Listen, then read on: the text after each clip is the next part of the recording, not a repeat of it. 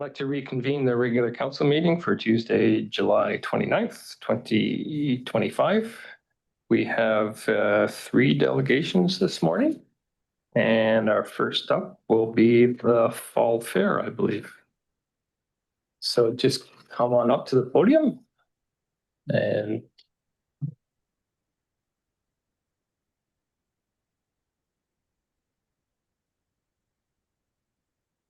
just push the button there so the light comes on. Sorry, for the microphone, just push. Yeah, there you go. There we go. Yeah. There we go. And then slides, you should be able to. Do you have slides? Sorry? Do you have slides or no? No, we don't No. have slides. Okay. We don't need that All right. because we don't have slides. Okay. We just want to talk to you for. All right, go ahead. It's all Okay, yours. we will do that.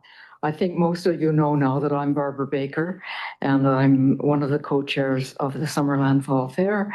And beside me, Hello, I'm Denise Goetze and I'm the treasurer of the Fall Fair. We have a third member of our executive with us on Zoom, Denise McDonald. Hello. There is two pictures that we can look at the end. you have the pictures at the end. Right, okay.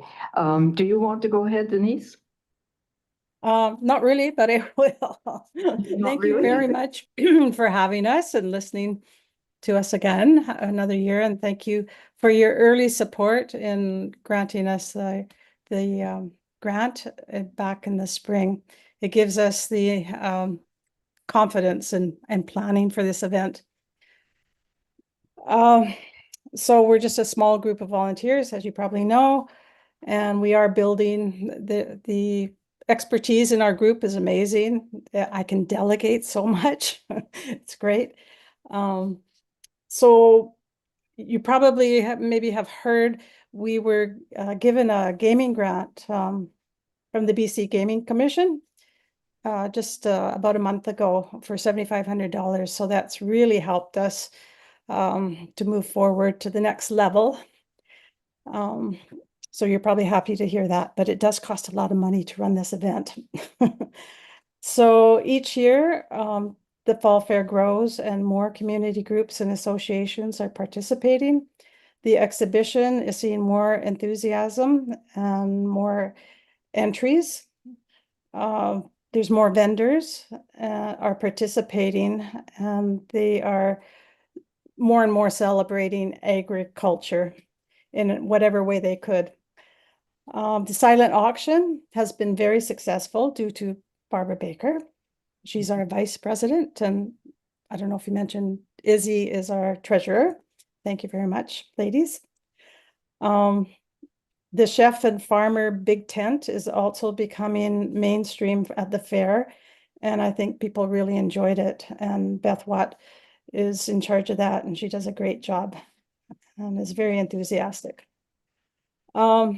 So I won't go too long unless Barbara and Izzy have something to say, except that we are considering investing in a secondhand sea can, not too big, not too small, just right for all the different items that the Fall Fair has, including the Pioneer Workshop. It's now stored at our shop.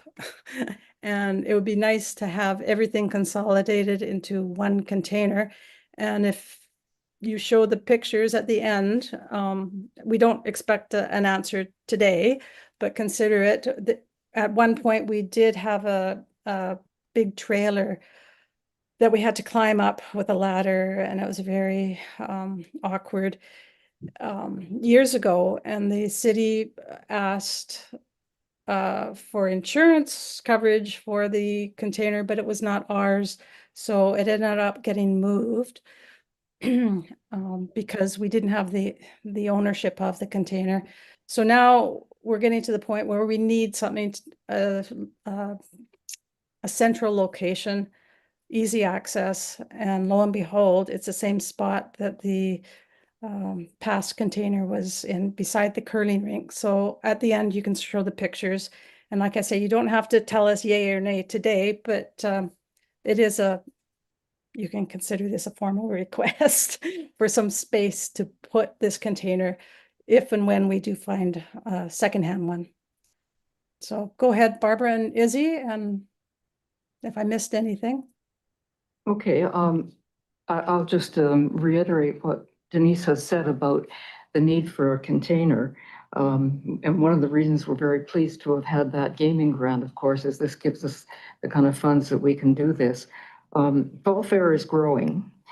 We're not anywhere near to being back to a 2-day Fall Fair, but that's partly because there are only 10 of us on the committee, even though we have a huge group of volunteers. But we certainly have grown over the last 3 years, or since COVID, 4 or 5 years. A couple of new things this year. There will be a panel discussion on food security and food hubs in the Okanagan. As Denise mentioned, we are going to return with the very popular chef and farmer demonstration under the big tent. But one of the things that's really fun is that we will be expanding the zucchini races. And the zucchini races are so popular with kids. We've been very, very blessed by the men's shed people who, big thank you to them, because they have rebuilt the tracks for us. So we're going to be having 2 contests, younger ones and older ones with the new tracks for the zucchini races. It's this kind of community support that really makes the fair work. It's what makes the silent auction work, because we get such generosity from community members and businesses who give us the items that we need to run the silent auction, which has really been our only source of funding, apart from the grant from the town, of course, and then now the thing from the Gaming Council. So the business of the container, I just want to emphasize again, it's very difficult as we change over our 10 members, who has what in which basement, for example. And even if it's a container of some sort on somebody's property, when that person is no longer able to be with us for one reason or another, then what do we do with it? So what we really do need, and I see Denise has put the pictures up, or somebody has. Who did that? Not me. Oh, of course, it's you. Yes, it's you. Thank you. Yes, now where was I? We need a place that doesn't have to be attached to one of us specifically. And because we would be covering the insurance, what we're hoping is that the council will allow us to put it where we did have one before, in behind the curling rink. So we'll see about that, obviously. Other than that, we are happy to keep doing what we're doing. This tradition is since 1909, and we're having fun with it. And we hope the community, well, we know, we get the feedback. We know the community is having fun with it. It's a real community event. And we do appreciate the support. We thank the council for their support. And thank you also to the district staff who support us in so many, many ways. They're always there when we have questions and we need help and whatever. Denise, did you have anything you wanted to say? Just wondered if maybe any of the council members or Your Honor have any questions for us. Let's see if council has any questions. We'll get staff to report back to us regarding the container request. I think that's the best process to do it. Good news about the gaming grant. Yeah. I was just wondering, the zucchini races, the young ones and the old ones, are you talking about the people or the zucchinis? The people. Councillor Betts. Thank you, Mr. Mayor. Yeah, the Fall Fair is just such a great part of our community, and I'm always so grateful to be a part of it. Sadly, Beth asked me to do a bread baking demonstration with the kids this year, but I've just had to turn it down. I just the whole broken leg thing is just a lot to navigate. So, but just a thought to, I don't know if it would be Lori about and Graham about a potential location, but I do know there is the CCAN on at the Dale Meadows parking lot, which has the Pinnacles soccer gear in it. And just if that's maybe a secondary option as well, because that would be available at different times of the year and different times of the day. If that was an option too. Thanks. Okay, thank you. Anyone else? Councillor Pete. Thank you very kindly, Your Worship. I just want to thank the committee from the Fall Fair because you've really made our campus between the George Riga Art Center and the museum a destination point for the time that you're doing that. And you have enfolded so many parts of the community. And now last year you had a dance at the Brown Street Community Center, and that was really successful. And being able to get some of those funds back, I assume you do some splitting on that. So that's a little more funding towards what you're doing. And then to get a gaming grant is really icing on the cake. I commend you on that one. They're not always easy to get. So I'm very pleased with what you're doing and so happy that there are a group still working on this. Thanks, Thank Sarah. you. Thank you. Thank you. Anyone else? Oh, I guess that's it. And I'll be honored to be there at 10 a.m. for the opening. So Good, no problem there. good. Right, thank you. We'll Just get you before. in there. Before. Thank you very much. Thanks, everybody. Okay, thank you. Next up will be the Garnet Valley Agritourism Association.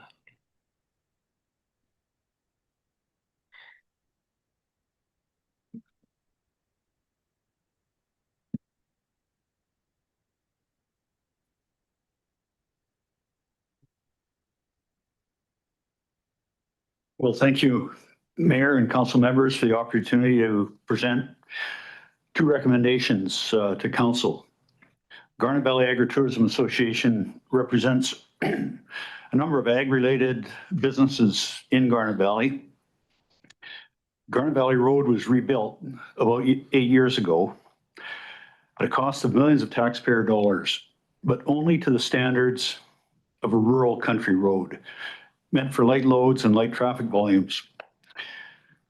We all share serious concerns about the province's rather rash decision to allow resource extraction in Garnet Valley, which will necessitate heavy industrial truck traffic. One of the major downsides will be the certain and predictable deterioration of Garnet Valley Road, including the potential of damage to the utilities underneath it, water lines, et cetera. And this is why we're submitting two proposals to council to protect the residents of Garnet Valley and the taxpayers of Summerland. We did send in a fairly detailed proposal, so I won't go into the actual readings of the community charter, but proposal number one is for permanent load restrictions on Garnet Valley Road, of which the district has the legal right to do so under the community charter. Proposal number two is a soil removal fee, again, a legal right of the district under the community charter. And funds raised under our second proposal could conceivably be placed in a fund to be used specifically for infrastructure repairs to Garnet Valley Road and Jones Flat Road. So again, we thank you for your support on this. We're happy to answer any questions from council on these two proposals. And in terms of community support, we have dozens of signatures from residents and businesses along Garnet Valley Road that are in support of both these two proposals.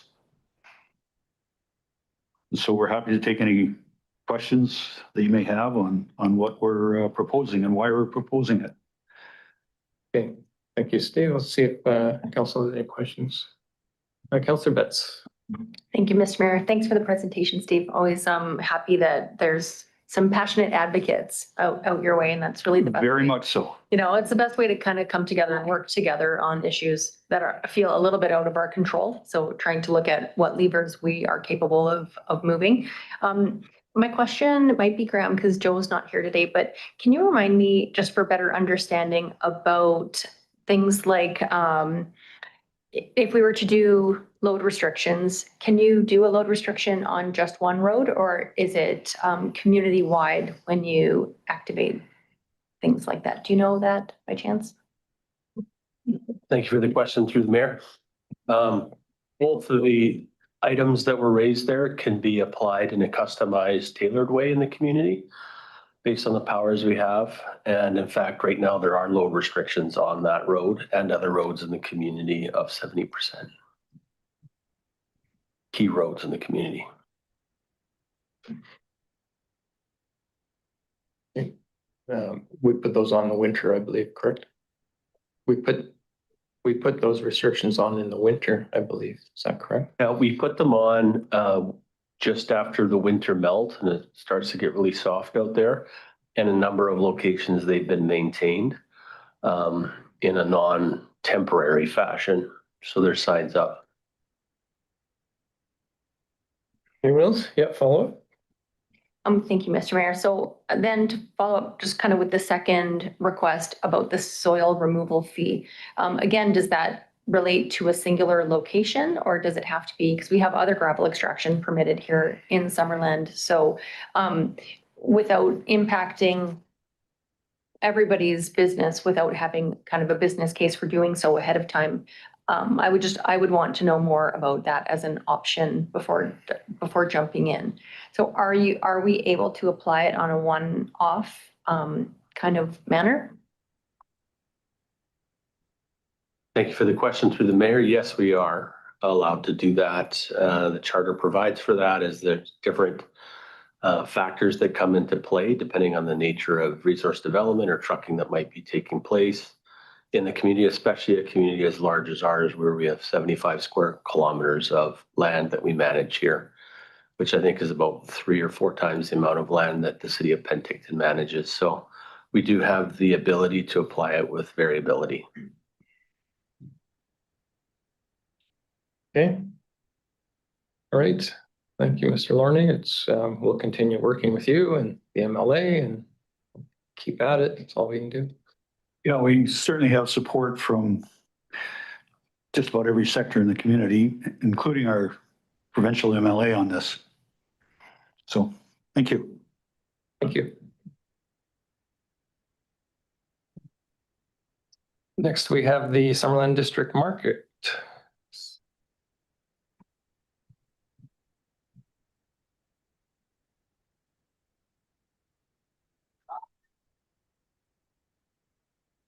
Sorry, just before I get started here, I do have a couple handouts, if I may. Sure. Maybe just give them to the corporate officer there.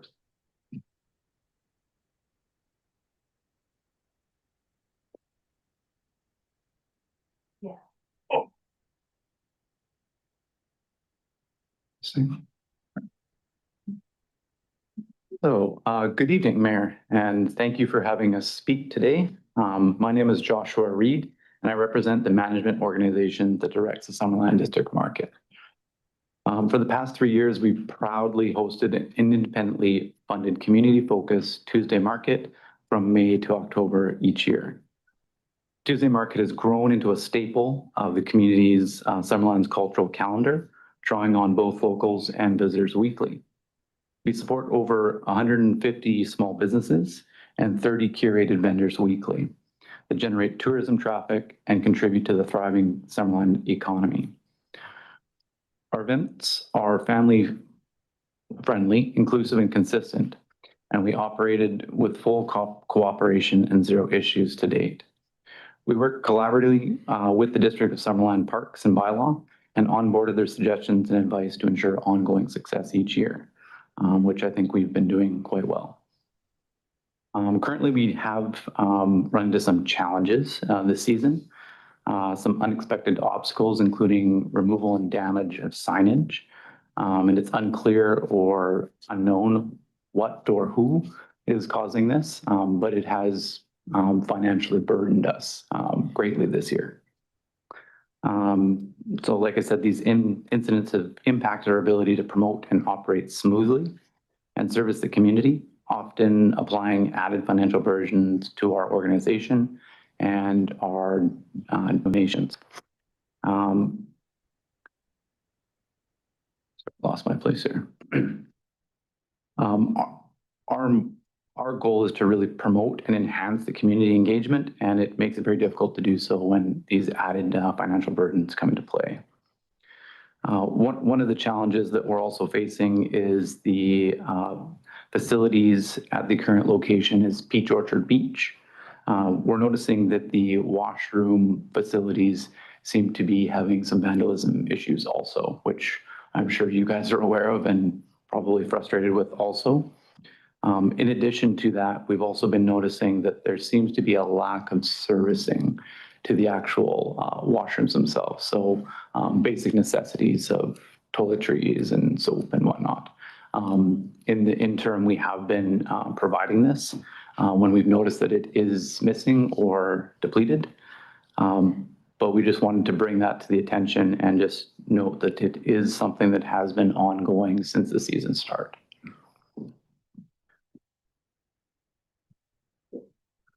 We've had an amazing collaboration with the previous parks coordinator and with Lori, who's I believe here today as well.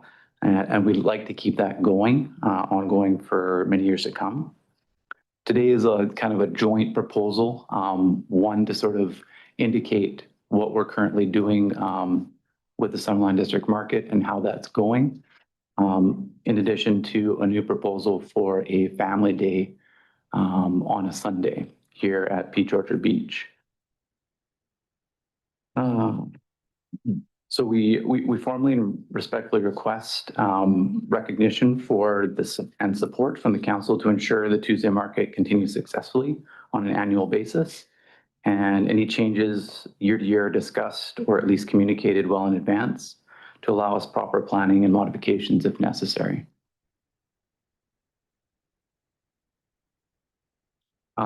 We sincerely ask for collaboration and alignment with the parks and bylaw to prevent unnecessary conflict or concerns about parking or whatnot in the area. Today, I had the pleasure of speaking with a very nice gentleman from bylaw today, and he was very adamant that his job is directly aligned with ensuring that people are safe and enjoying the atmosphere at the parks, the markets, etc. And we really appreciate that.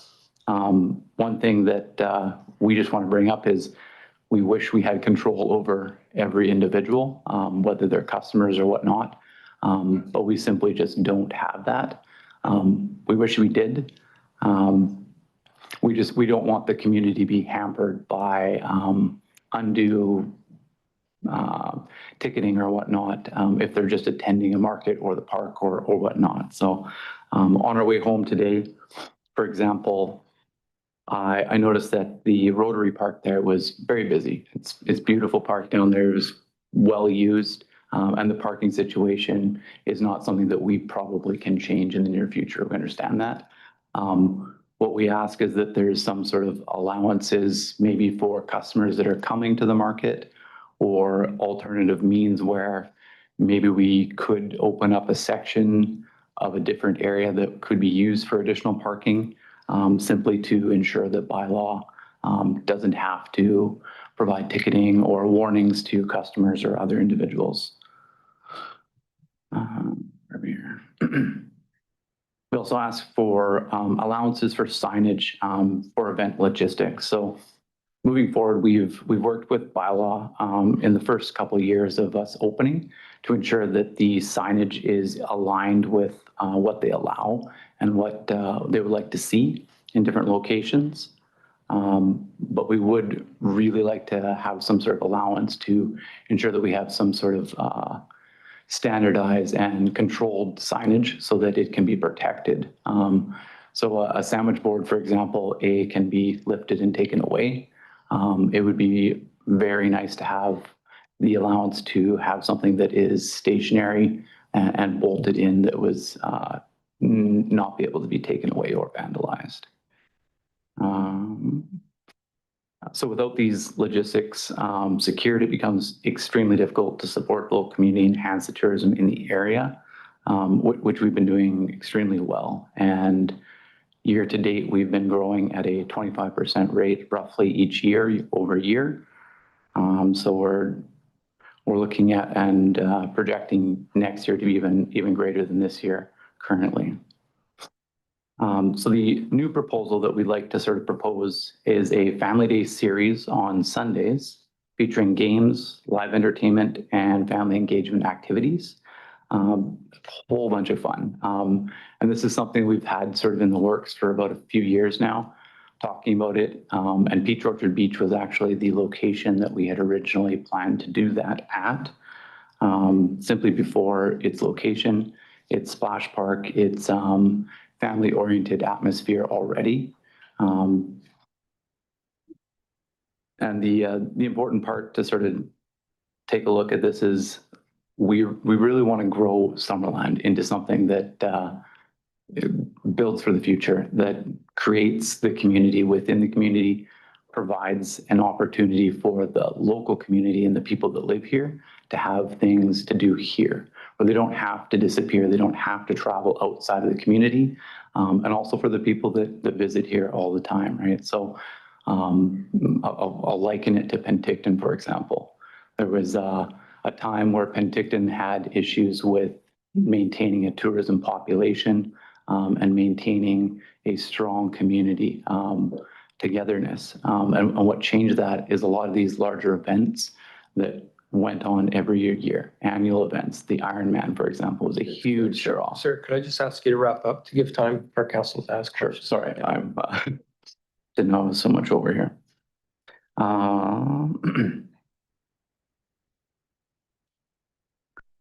So in closing, our mission has always been to uplift Summerland through commerce, creativity, and community. And we invite the council's support in helping us maintain this tradition and expand our positive impact. Thank you for your time. Thank you. Just a question to staff on process. Would this request come to us as a regular agenda item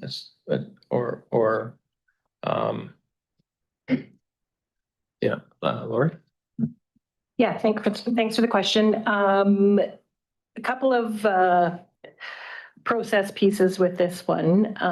So anything that's kind of a larger scale event or outside of a typical park booking, through our parks bylaw, we do bring that to council for review and consideration and direction to staff if this is something that council supports before we go down the road of building a park booking permit. For this particular one, we just found out about it in mid-July, and it is time sensitive. So they're looking to do this starting the beginning of August. So we didn't have time to put a full comprehensive report together. So we wanted to give them the opportunity to come this council to present it. And then if required, if you want further information from staff, then we can come back at the next meeting with a council report. Okay, thank you. So open to council for questions. Councilor Betts. Thanks, Mr. Mayor, and thanks for your presentation today. Really appreciate anybody who's coming forward with ideas, kind of driving small business support in our community, and I think that's really valuable just to start off. Quick question about the vision for the Sunday market. Obviously, we already have our Sunday Rotary Market, and that's been a longstanding kind of just one of those landmark events in town. And so this would be in addition to that. So how do you see, what's the vision for this Sunday Fun Family Day? What kind of vendors and et cetera, like what kind of pieces would you see happening at the park? Yeah, that's an amazing question. The event that we're trying to put on would coincide with the current Rotary Market and provide a value add. So our goal is to create an atmosphere where it's a fun environment for families to stay and hang out. It could be, let's say, you come up to the Rotary Market for the morning and you come down the afternoon and enjoy the whole day in Summerland with the family. So we're trying to really spread out the time frame that people spend in Summerland, whether it be community or tourists here, and sort of I guess the idea is to, if we can keep someone in the restaurant for an hour more, we might be able to get a couple more drinks and a dessert out of them. And that's really the idea here, is to try to extend the amount of time that we have with the outside community and the local community to really build something that develops the economy here on an ongoing basis. I hope that answered your question to some degree. Well, I appreciate where you're coming from. I guess I'm just trying to envision kind of what do you have in mind down at Peach Orchard. And the reason I'm asking is because it's such a busy day of the week. For example, with you got a lot of people using the boat launch. That's obviously a really popular location.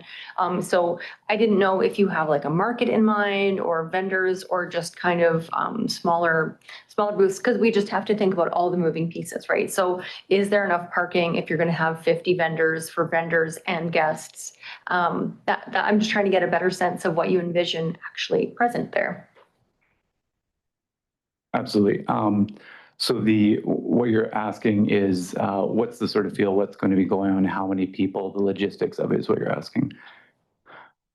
The event will be focused specifically on family fun. So there'll be games, there'll be activities, there'll be face painting, they'll be doing those things. There'll be a limited number of vendors that are specific to family and type things, whether they're toys, whether they're people from the community and local businesses here that could add to that value as well.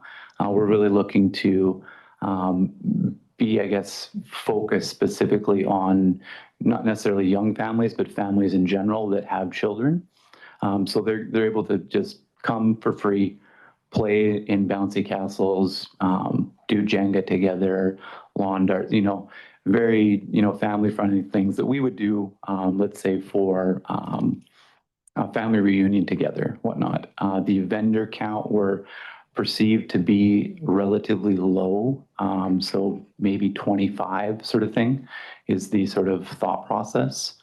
In the a space allotment in regards to the busyness of the area, we've surveilled the area for 3 or 4 years specifically, and basically took in account and what areas need to be addressed, what things that may pop up that could be issue. Parking was one of them that we can't get around. However, we've mitigated that as best we can to sort of keep people, I guess, on a revolving door sort of idea. And that was another sort of value add that the Rotary Market provides, is that people will come down maybe for an hour or two and then rotate up to the Rotary Market and vice versa. And that's kind of the idea behind that, is really to keep them in Summerland, but to keep them moving, I guess, is also the case there. Great, thanks for that. Have you spoken to Rotary and, and the idea of joining, being beside them the way they do in Penticton, having the two markets side by side, and so people kind of think it's the same one, even though it's two. And that way, if you're talking about supporting local businesses, well, all local businesses are downtown. Yes, 100%. I completely understand that mindset and opinion. The reason why we haven't is simply for a couple of reasons. The atmosphere at Peach Orchard Beach is really conducive to that family event, whereas the downtown core on a Sunday, many of the businesses are actually closed. So our idea was to actually invite some of those businesses to take the Sunday and take part in the event so that they get more visibility somewhere else during that, and then they can potentially build a larger customer base, being able to sort of take part in that, whether it be a donation, a booth, an info session, maybe selling different things that they have that are sort of family focused. In regards to putting it on specifically on the same and attaching to it, I think it would limit the ability to do some of the family events specifically. And it would also sort of limit the access and the type of fun that the kids could have. So, they could play games for 15 minutes with their friends, and they go for a swim. They come back, have something to eat, and go play games again, sort of thing. It creates it creates a time and space where they can sort of really have creative freedom to be children, I guess, and in a safe environment. Thank you. Councillor Trainer. Do you have a time in mind for when this market would happen on a Sunday? Do you have a time frame? Yes, you're asking for the overall time. So we're proposing somewhere between 10 and 1. Okay, one more question. Just out of curiosity, how come you chose Sunday, and had you considered a weeknight, like a Friday night from like 5 to 8 or something like that? Yeah, actually, I think a lot of people ask the question, why specifically Sunday? And the answer is because we actually already have a market on Sunday occurring, which people may overflow into both. So the build on that could be beneficial for both parties is kind of the idea. If we were to do a secondary day market, there is a lot of very high profile markets on, let's say, Saturday for Penticton. Peachland has a Sunday market as well, right? It kind of plays into the idea that if people are going towards Peachland and Summerland already, let's grab a hold of that and see if we can build it into something where people talk about it from year to year, sort of thing. Councilman Elfin. Thank you, Mr. Mayor. Just thank you for your presentation. I'm just looking at the delegation application. What's your address? Our address, sorry? Your address? My personal address or the organization's address? It says 11966 Carruthers Street. Where is that located? That is in Kelowna. Thank you. Yeah. Councillor Peak. Thank you very much, Your Worship. Josh, thank you very much for your presentation today. I do have concerns. At present, you're working the Tuesday market, which is sort of a not as heavily access time for boaters, but our weekends are really heavy on boaters. And I don't see a way of getting more parking down there. So I'm very concerned that we'll have a very congested area if you were to stay there on Sundays, as opposed to when Memorial Park is finished, if you came up and did a fun day on Sunday at Memorial Park, change it up. I think that is a greater opportunity. I would see that 25 vendors and games would take up most of the open space beyond the dog park in the Peach Orchard area. And I have felt from the constituency that I represent that they like the open space and the opportunity to do things on Sundays, whether they have a family game of volleyball, whether they do a birthday party down at the Spirit Square. I like the idea of that park being open for the public in a very free kind of way. They can do a picnic, they can take their dog down, that kind of interaction. So I am concerned that we would close off the use of a good portion of that area on Sundays. Sorry, would you like me to respond? Yes. So for the last 3 years, I have attended Sunday at Peach Orchard Beach with my family and friends of ours that live in Summerland. The beach on a Sunday is, I would say, maybe possibly slightly busier than it is on our Tuesday markets. And currently our Tuesday market holds roughly about 50 vendors on any given time or point, with a large open space between vendors, in addition to a large open free space for anyone to play anything they like.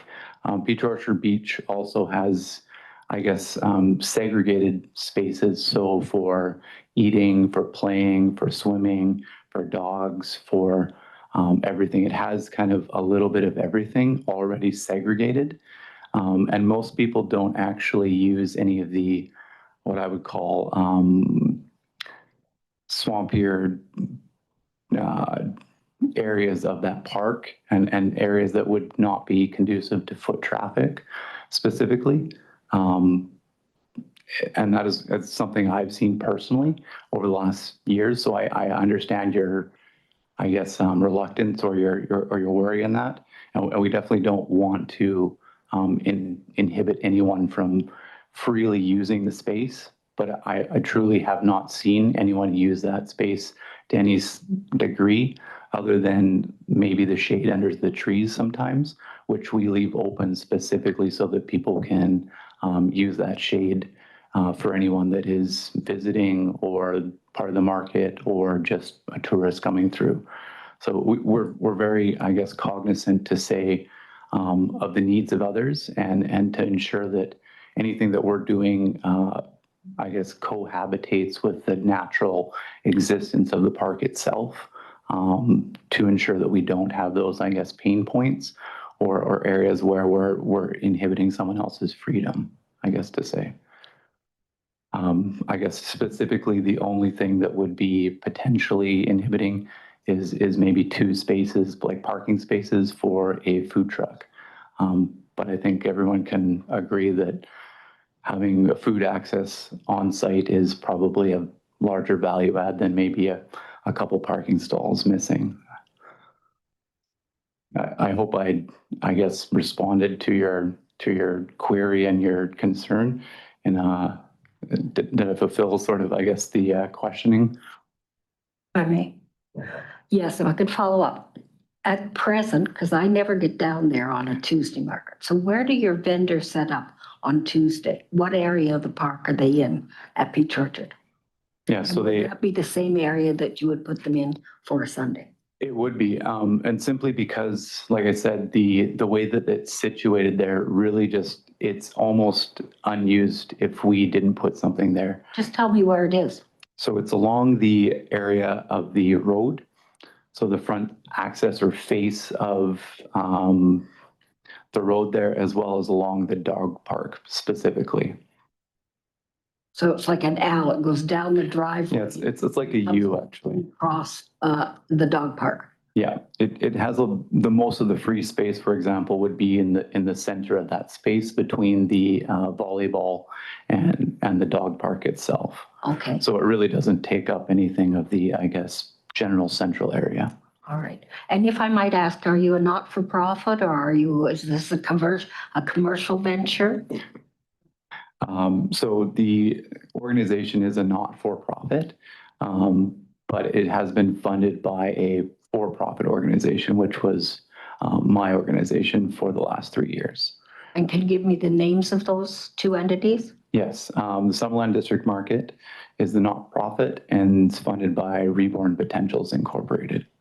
Say that again, if I might. Reborn? Reborn Potentials. REBORN? Correct. Thank you very much. Councillor Chair.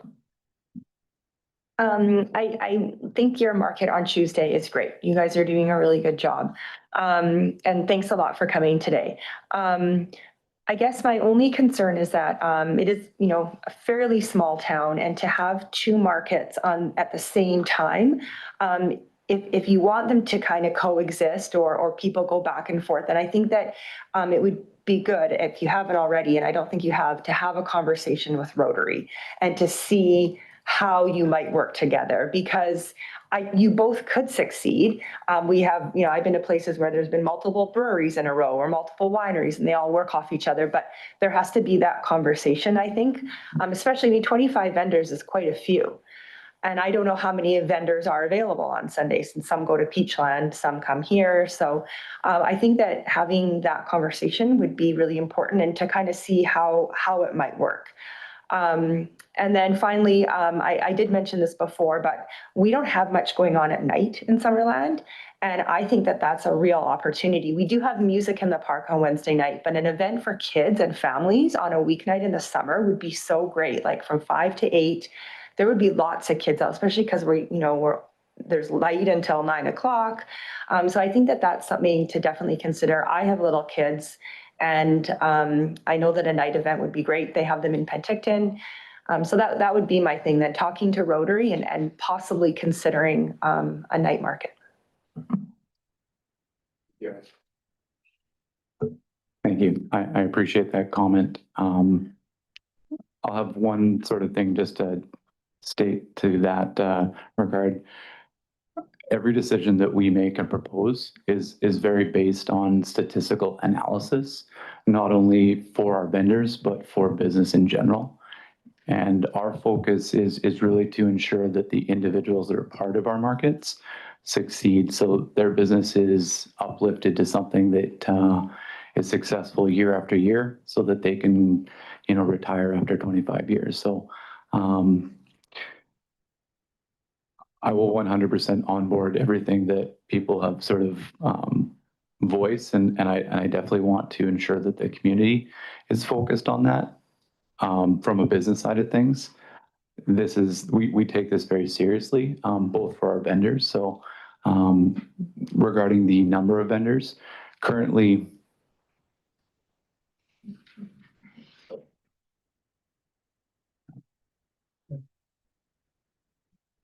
I'm getting notes from the peanut gallery here. I'm sorry about that. The one thing that I would just sort of state is that none of the, I guess, things, whether it's a short timeline or not, we've done this for a very long time successfully. And we have a very loyal vendor group that actually only do events specifically with us because they know that they're going to succeed and they're going to do very well. And they have year after year, even starting from humble beginnings here in Summerland, having a very small sort of number of vendors. It's grown 25%, like I said, year after year. And next year, we're looking to really have a great turnout. Specifically this year at Peach Orchard Beach, we've seen returns on vendors seeing double what they were doing last year, and we're only mid-season. So it's working what we're doing. And I think this is something that we want to invest in the community as the businesses in Summerland as well, not just surrounding vendors and small business, but potentially businesses that are already brick and mortared here in Summerland. So thank you. Can I just ask, so next year, once all the construction is done downtown here and the park is back, do you intend to bring the Tuesday market back to Memorial Park, or will you want us to keep it at Peach Orchard? That's a good question, and we've had a lot of questions from both the community and the vendor group about that. At this point, we're not certain if potentially we're able to bring in the Sunday Family Fun Day.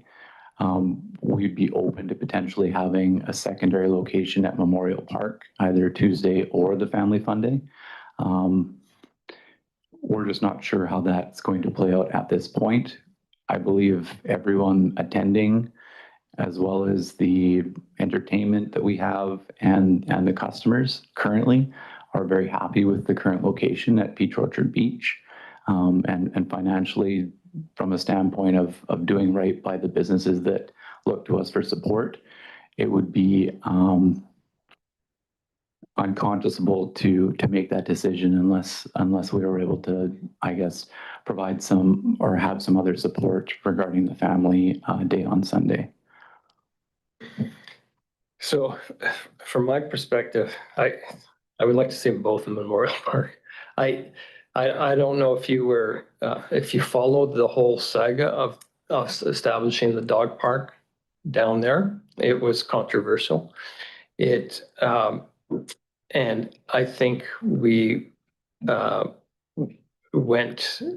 were kind of at pains to ensure the public that remaining spot, the part that the dog park didn't take, would remain public access.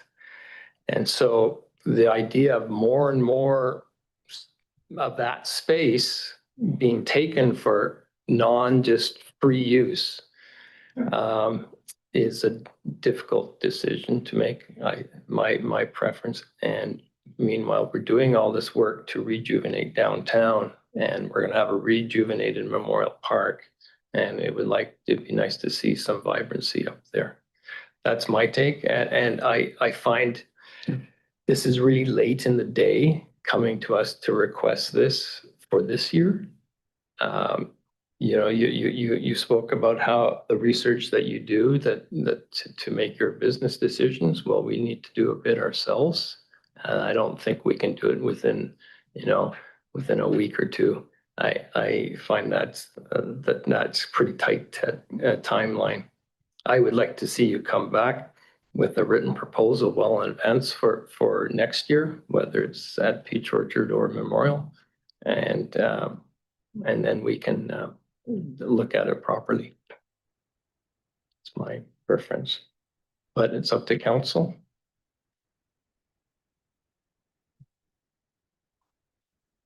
Anybody? Councillor Peak. You've perhaps said it in a different way than I did, because I feel that the green space at Peach Orchard is a public free area. And for it to be taken out of the option on a weekend, I don't think that's fair to the community. It may be in part because of the dog park, but this is a treasured open area for families and other people to have use of that. And whether you've monitored it for 1 year or more, there's lots of people who have lived here a long time. And people play Frisbee, they take their kids out and they have baseball games, free baseball games. They do T-ball in that open area. We're looking at doing 2 volleyball courts down there. We have plans like that. And as I say, the Spirit Square itself does get a lot of bookings, which may or may not land on the weekend. So I have similar concerns as the mayor has expressed in over commitment to events at that particular site on the weekend.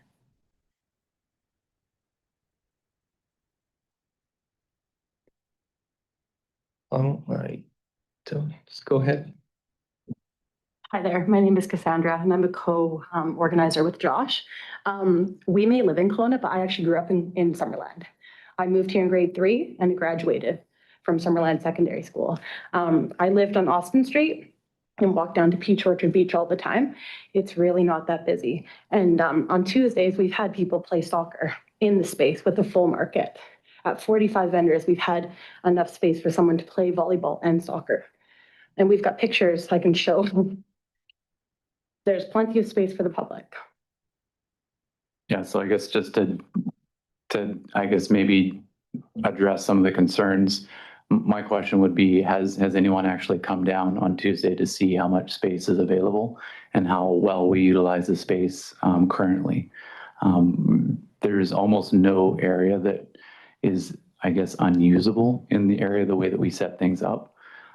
As like I said, we're framing the park and providing opportunities for people to utilize every aspect of everything down there, including when we had double bookings for a kids fun park and play date down there that didn't know that we were going to be there, and we didn't know they were going to be there until the last minute. And there was no space issues even having multiple events on the same date occurring. And in fact, it was a value add to both parties. And I think I'm sorry, I can't actually remember the name of the individual that was organizing it down there, but I think it was about 50 or 75 children that were down there doing, bouncy castles. And it was amazing to see. There was no overlapping issues that I could see from being there in it for the entire time that they were there. So, and I think the people that were, I guess, overseeing the children were happy to be in the area and a part of it as well. So I would like to just, I guess, close and say that in no way, shape, or form would we want to inhibit people's free use of the space. And I think we do a pretty good job of ensuring that we don't do that regardless of us being there or not. People don't use the space that we set up in, and we specifically set it up that way so that people don't feel inhibited when they come down there and use the space. Councilor Betts. Thank you, Ms. Mayor. And again, I want to thank you guys for coming forward. I think you're getting a lot of questions just because we don't have a staff report and we don't have a proposal in front of us. So we're all just kind of trying to wrap our heads around it, not having the full picture, because normally by the time we come to the table, we just have more information. And so it makes it easier for us to talk about it without it seeming like you're getting drilled on questions, but we're just trying to better understand kind of the proposal altogether. So, I mean, like, I'm happy to see a staff report on this, but I don't feel comfortable making a decision about it without having kind of that bigger picture. So that's just where I stand at this table today, but I think that's where these questions are coming from, is we just don't have the info that we normally would have in front, that we would come prepared with to ask, like, just more targeted questions. Fair enough. That's very fair. I just have one question. When we did initialize the Tuesday market, I don't believe I prepared anything more than today I did for this proposal.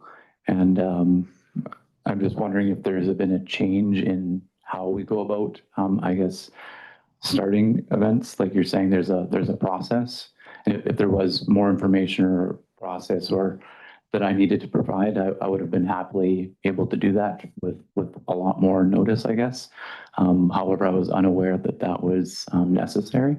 And today I'm here just to simply propose an idea that we would like to kickstart this year, simply because it gives us the opportunity to weed out any little bugs that may occur and any feedback that you may have as a council, as well as the community as a whole. So that next year, when we're hoping to in full swing, we have those bugs ironed out, and we can confidently say that whatever we're doing is either working or not working. And like you were asking about the Memorial Park, maybe we see that some of the things are maybe more conducive to being best done in Memorial Park. And that's kind of what the, I guess, kickoff this year is to do, is to test the theory and come to some sort of conclusion on whether this is going to be something that will be beneficial on a long term in that location, I guess. Yeah, I guess the difference is for the Tuesday market, we saw that as a temporary relocation, given that we recognize it wouldn't be feasible for you to carry the market out this summer with the work that's going on there. But I think that was always seen as a temporary thing for this summer. That's why we didn't really have a big discussion on that. I think you've heard that there's interest. I mean, I think it is a really interesting idea, and but we have concerns. I think you've heard those concerns, and I think we all need to get our heads wrapped around yourselves and ourselves about how those concerns can be addressed. So I think. So I don't think we're in a position to make any kind of decision on that today, unless we want staff to come back with a report. It's up to council. Thank you. I would just say that for those of you that may have concerns, I invite you to come down on Tuesdays, check out what we do, talk to the vendors, talk to the customers. We've had an overwhelming pouring out of asking for people to have this Sunday event occur, as well as the ongoing Tuesday market support. Thank you. That's fair request. Yeah. Councilor Nelson? Thank you, Mr. Mayor. If you do get the opportunity, as the mayor said earlier, see if you can set up a meeting with Rotary and see what their feelings are about a Sunday market or a Sunday fun day event, and maybe get their feedback on it, because they're the ones that run the Sunday market and contribute a lot of money back into our community. So, it's a concern, possibly, and I don't know, but you can probably have meetings once a week. You might be able to schedule a meeting and do a presentation to them and see what their feelings are like. Just a thought. Yeah. Councilor Traynor.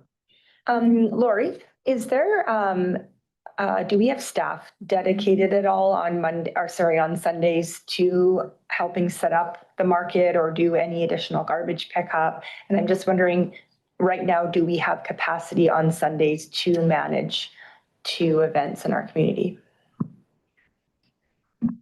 Through the mayor to Deputy Mayor Trainer, we have, as far as weekend staff, we would have 3 students on a Sunday and 3 students on a Saturday. So through the Parks Department. They do visit all our beaches through the weekend, so they could do their daily check.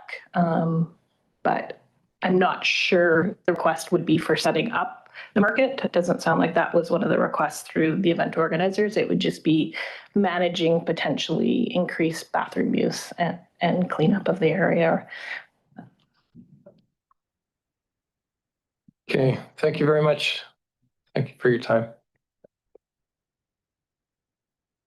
Move on to the development reports. The development variance permit for 7519 Prairie Valley Road. And this is our manager of planning and sustainability.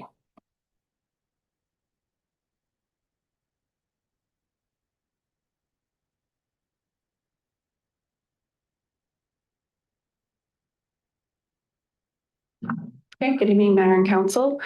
So I'm presenting DVP 25-006 for consideration of Council. The development variance request is for a business located at 7519, which is also known as the Summerland Fair Market. The property as a whole is zoned as CB2, which is a shopping center zone and is about 16,588 square meters in size and is within the Gateway Commercial OCP designation. The proposal from the applicant is coming from A Little Bud Cannabis, which is Unit 9 in the property. The request is to vary the sign bylaw to request 2 changeable copy signs, where currently the sign bylaw only allows for 1 on a lot. And the other changeable copy sign is currently used by another business, Dairy Queen, on the property. So this just shows the location of where A Little Bud is in relation to 7519, and then the proposed location of the second changeable copy sign that they're requesting. So for some background, in January of this year, enforcement was done on the property, specifically to A Little Bud Cannabis, as they had a second changeable copy sign, which is not compliant with our current sign bylaw.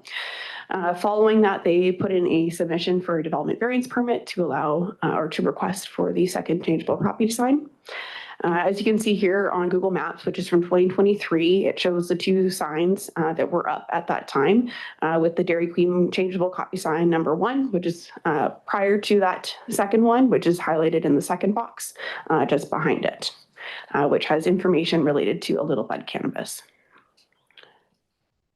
So currently on the property on 7519 Prairie Valley Road, there are 3 locations of signs for this particular business. One being at the directory sign for the Summerland Fair Market, one on the business itself on Unit 9, and then the third one located on the north end of the commercial building that faces towards Prairie Valley Road.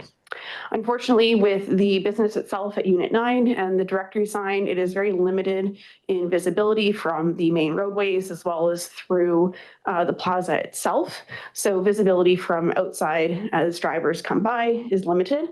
However, the sign that's on the north side of the building is more visible from Prairie Valley Road as well as coming south on Highway 97. So just showing here, again, using Google Maps from 2023, so you'll see some of the other signage that's now currently removed. The location of where that signage is located on the north side of the building, going along Prairie Valley and along Highway 97 going south.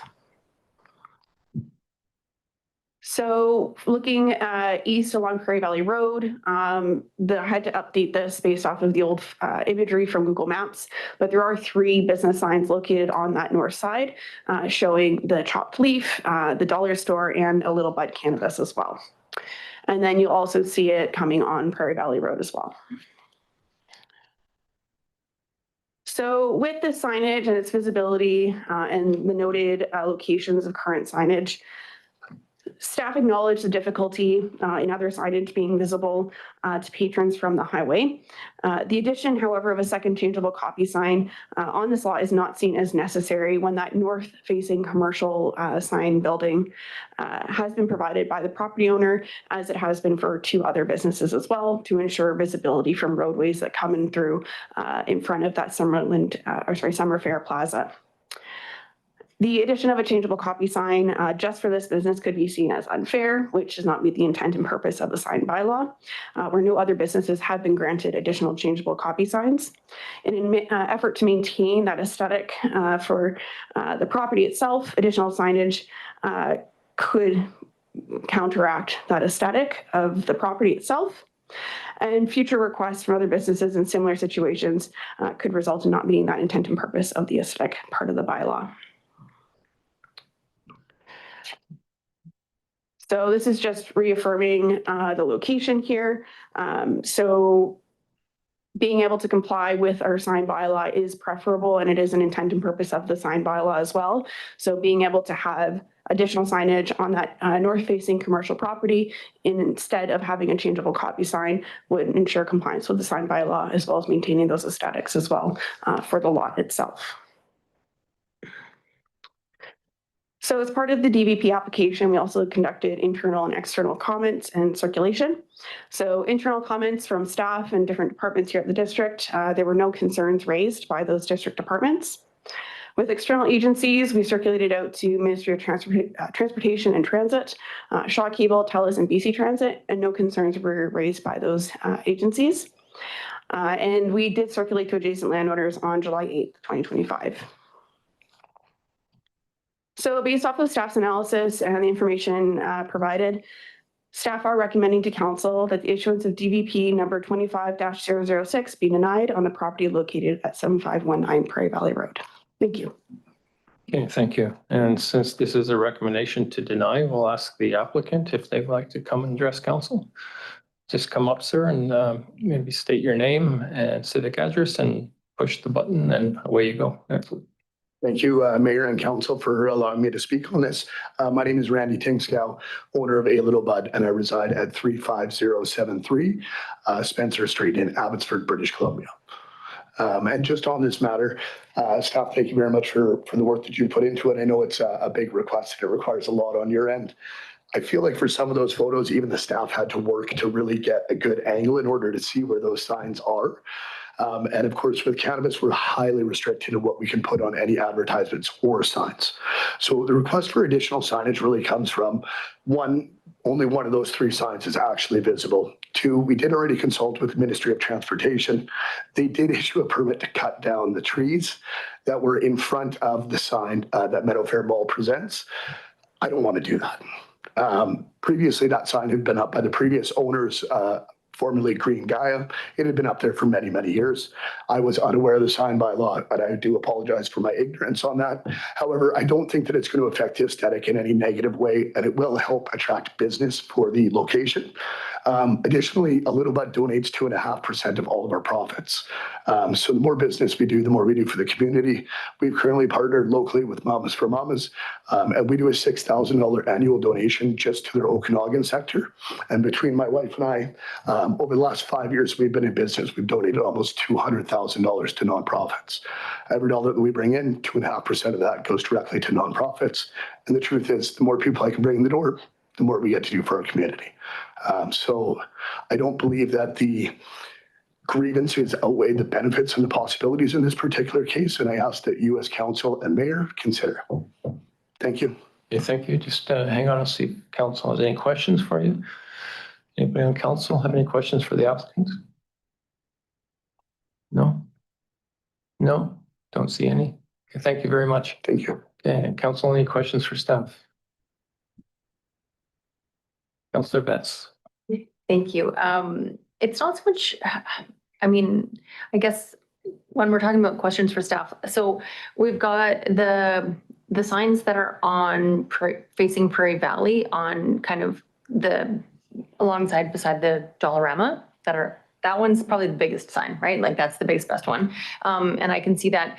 But the only reason I'm hesitant on this is because you've got these other vendors who are in the exact same spot, like especially the little nail salon beside you. I know you're very different businesses. That's not what it's about. It's about, for us, we have to kind of navigate how to implement the bylaws so everybody has the same opportunity. And so for me, that consistency is kind of my biggest holdup. But do all of the vendors in the plaza have opportunities for larger signage as offered by the plaza owner? Do you know, Odessa? Oh, Ina. Through the chair to Councillor Betts, I am not sure, but maybe the Little Bud cannabis owner might know.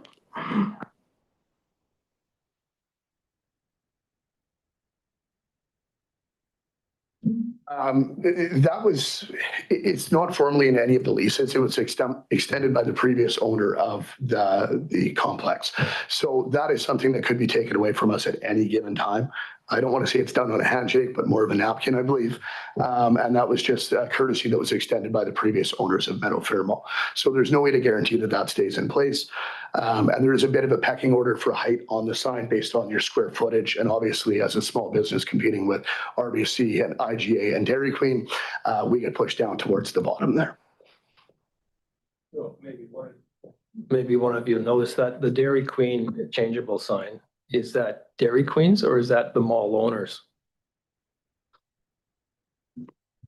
Through the chair, so the property of 75.9 is owned by again, kind of an affiliate or a corporation. And so they would have to get permission to install that sign from them, but it would be technically for Dairy Queen specifically, as far as I'm aware. I think ultimately everything on that property regardless is owned by them, but they would just be applying on their behalf in order to put up signage and any other infrastructure.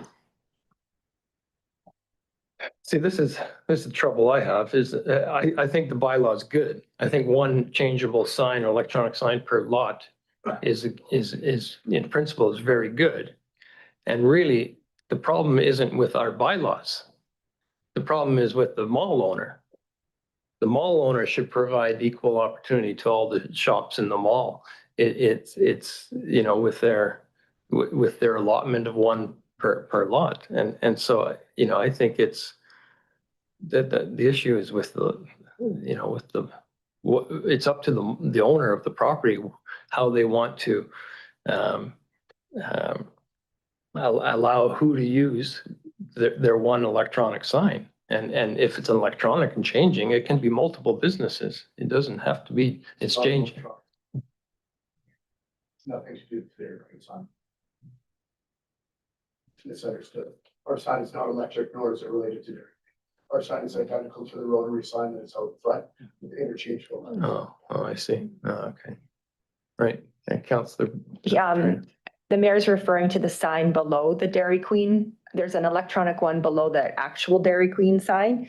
And so I think what Mayor Holmes was referring to is whether that electronic sign can be used by everybody in the plaza, but it is just Dairy Queen. Okay. Can I just have a quick question? So I can completely understand why you'd like this advertising. But my only concern is that if we were to give you a permit, then we could, in theory, have the vaping store come forward and Bosley's pet food store come forward.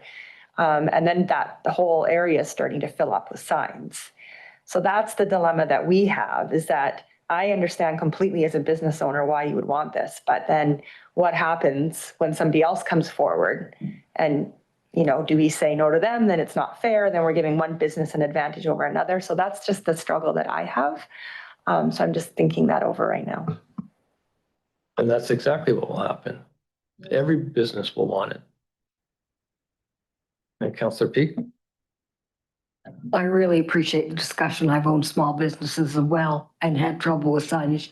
The sign bylaw does generally serve us well. I have concerns about this property and allowing a second sign out because this is a very congested area. We want people to be paying attention as they head out to the highway, and you get very distracted trying to look around and read because all these things they get closer and closer to the road.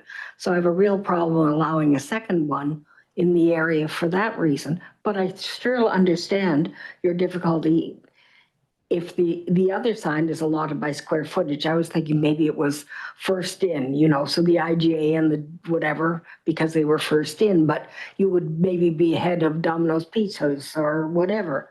But if you're doing it in square footage, then that doesn't really ever get you a chance to get further up the sign. If I may say so, respectfully, that sign was up for 5 years before we received a request to take it down. We took it down immediately within 24 hours. That was probably about 8 months ago. No other units within that complex have requested to put up a sign. Have they filed the appropriate paperwork to put up a sign, or did they try to mimic the sign at that time? So while I understand that there's a concern of a bit of a monkey see, monkey do, I don't believe that it would be in this particular case. And even if they wanted to get the same opportunity, they would have to go through the same proper channels as we've requested. But then the precedent's been set and we'd pretty much have to do it. CEO Stat. Thank you, Your Worship. It's probably worth saying that sometimes a sign that's non-compliant can persist for some period of time because our bylaw department is so small, we only have the capacity to deal with a complaint-based non-compliance. So likely the case here. Councillor Valentine. Thank you, Mr. Mayor. Yeah, I'd have to go with the staff recommendation on this one to deny because again, it may not happen, but it may happen. There could be 5 more requests tomorrow, once this one goes through. We had not a similar case, but right across the street with the Tim Hortons sign. And the Tim Hortons electronic sign, they wanted to advertise other people's businesses. And we denied that. We said, no, you can do your Tim Hortons, but we weren't going to allow that. So maybe not the same, but I just think we set a precedence. If we allow 1, then there could be 10 there tomorrow or 10 requests tomorrow. So I'm going to support the staff recommendation to deny. But I'd put forward a suggestion. I could write a letter to the mall owner saying, could you put a process, a system in place to allow all the businesses within your mall to be able to use that changeable sign? And in light of the requests that we've had for DVPs, and that's, I think it would be, it wouldn't be interfering in their business because it's affecting us right now. We've had this request, and even it would be within their interest not to have a whole bunch of signs littering the their entranceway. So maybe they would be receptive to that. Councillor Betts. I'm going to bring the staff recommendation as proposed. Okay, seconder, Councillor Van Alphen. Okay, so we have a motion on the floor. If we just get up on the screen. Any further discussion? Councillor Betts. Thank you. I just want to say that I really understand as a business owner the importance of signage, of wayfinding, of these things. It's hard to say no to a request like this, but we have to consider the bigger picture of all of the different business owners in town and what the bylaw is. I really strongly hope that like wayfinding on Google, when people are just putting it in their phone and they're saying cannabis, that they're going to be able to come and find you because you're the only ones at that location, and that puts you in a really strong market hold right there. And of course, we've got the new Domino's, or of course, Dairy Queen or Chopleaf right beside you to help you out. But that's why I brought it forward, but I really have a lot of sympathy for the proposal and sorry. That's big. I'll reiterate. Thank you, Your Worship. I'll reiterate that. I really understand being in the dilemma of getting your business noticed when you're small and done in the angle of the building and all that. But I will be voting for this. I would like to say that I think the mayor's consideration for writing a letter, I would think that would be a good thing because it's a more equitable way for that ownership of the mall to see it, that changeable sign used for all of their businesses on a rotating basis. Okay, so no further discussion. I'll call the question. All in favor of the denial? And none opposed, that carries. And just if everybody's agreeable for me to write that letter? Yeah, yeah, okay. So, thank you, sir. Thank you for coming. Yeah. Moving on to the zero carbon step code and Odessa. Sorry, CO Stat is going to introduce this. Okay, I'll so, introduce it. oh, sorry, yes, that's Yeah. right, sorry. I just fumbling around on my papers looking for the one you want, you can never find, right? Okay, let's put that there. All right. In a moment, I will have the manager of planning and sustainability walk through the report, but just a few comments at the higher level from me. Based on council direction in August 2023 and April 2024, staff have been working hard to explore the zero-based carbon step code. This has involved public engagement and involvement of council's Community Climate Action Committee and the Development Process Improvement Committees. As expected, members of the public, members of the building community, and council's committees have various and sometimes diverging views on the implementation of the zero carbon step code. There also seems to be a theme of concern in some quarters for increasing costs for the builders or for the public by its implementation. As a result, we are not suggesting adoption of the code at this time. Instead, staff suggests that a more detailed financial impact analysis should be completed. This could involve the exploration of inducements for builders to achieve higher levels of the code, which is a carrot rather than a stick approach. This will take time and will involve analysis. For this reason, it might actually be better suited from a timing perspective to add this to the priority list for the next council.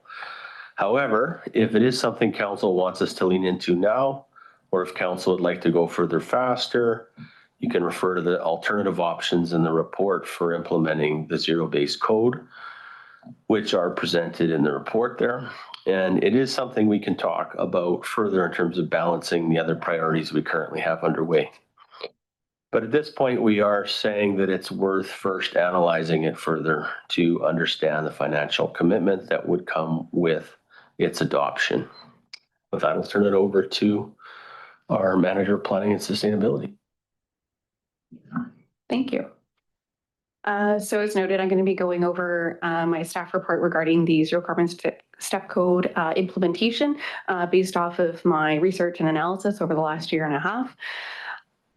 So to get started, just a brief background on where this is coming from. So on May 1st, 2023, the BC Building Code was amended to add the zero carbon step code. At that time, it was only opt-in for local governments. And so very similar to the energy step code, which was a similar approach, they did this as well for the zero carbon step code. It applies to all Part 9 and Part 3 buildings that are new with the intent to reach zero carbon by 2030. The difference between the energy step code and the zero carbon step code being that the energy step code looks at energy efficiency of a home, whereas the zero carbon step code looks directly at emissions from mechanical equipment such as space heating, hot water, and cooking implements. On March 10th of this year, the province announced the requirement for all new buildings to meet EL1. At this point, it's just measure only, so there's no requirement to meet an emission target unless a community has preemptively opted in to adopt a higher level, such as EL2, 3, or 4. At this point in time, Summerland is just currently meeting the provincial requirements of EL1. With that in mind, Council had a delegation present to them in August of 2023. Following that delegation, they directed staff to look into the feasibility of implementing the zero carbon step code. And staff went and did research and looked into what current communities are doing, studies, modeling of what the zero carbon step code could possibly be used in communities following the May 1st, 2023 BC Building Code amendment. Then in April, staff came back to request support from council to go and further engage with the community for both builders and the public and homeowners. Following that directive from council, staff went forward and conducted a number of public engagements. So we conducted an open house for the public last year. We also went to the Summerland Farmers Market stall for one of the Sunday markets, and had staff there with boards up to address concerns or inform residents there. And then we conducted 3 builder engagements, with the initial one not getting a lot of traction, and we conducted 2, and then realizing we needed to do a bit more, we conducted one this spring and had a bit more success with about close to a dozen builders and related community members and building industry folks come out, and I informed and asked questions and received feedback from them as well. So based off of that engagement, the staff research and investigation to the feasibility, staff have determined a recommendation for council's consideration today. Staff are recommending a financial analysis be conducted to look at the revenue impact of implementing a building permit rebate. We currently have one for the energy step code for parts 3 and 9 buildings. Similarly, this would be applied for the zero carbon step code, looking at providing a possible rebate for achieving EL2, 3, or 4, with an example of what that might look like based off of what we currently have in addition to addressing the EL2.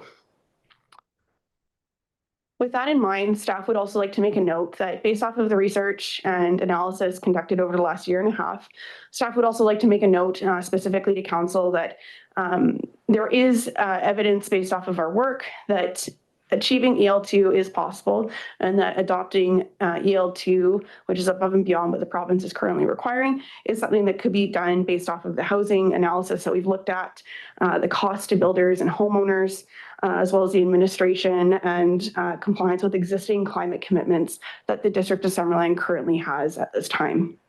So if EL2 is something that council would like to pursue and further advance outside of the staff recommendation today, staff can provide further information on that as well. So looking at how staff came to this conclusion, just providing a high-level overview of the zero carbon step code. So the idea is that it's based on measurable steps to reduce emissions in Part 3 and Part 9 buildings, specifically done by looking at different either emission targets or specific components of a house, such as your space heating, your hot water, and your cooking methods. So the zero carbon step code still allows for natural gas to be used at different levels, but at around EL4 is when you start getting a little more difficult to meet that target based off of the lower emission target requirement from the province. So natural gas is likely not feasible to meet that. However, natural gas can still occur in the house in other ways that are not part of the zero carbon step code measurement, such as your fireplace, a pool, or a barbecue, which are not included in the calculations for emissions when you do a new build with the zero carbon step code in mind. So there's 2 pathways that can be provided for a builder to consider. We have the prescriptive pathway, which looks at the specific mechanics of the building. So as you go up, EL2, 3, and then 4. And then there's a second pathway, which is through a specific emission target. So you meet a certain number of kilograms of CO2 per year per meter squared in a house. So this does provide different options for a builder and a homeowner to look at meeting that level. So if EL2 were adopted, they had either one of those pathways for a Part 9 building. For a Part 3 building, which is more complex, which are higher density homes and buildings, they would only have the performance pathway, so that targeted kilograms of CO2 per year to meet. They do not provide the option to look at the mechanical systems specifically. So with that in mind, I conducted some research into the current housing stock from 23 and 24, specifically because 2023 is when the BC building code was amended. So I didn't look anything before that, as we didn't have any data. We were able to capture this data because the energy reports that we receive for every building permit includes now a revision that includes the breakdown of emissions for a house, which is required to be reported by a builder. Even though there aren't any requirements right now other than EL1, they're still required to put that in as part of like the measure only requirement and part of that energy report. So we were able to pull up some good data from that.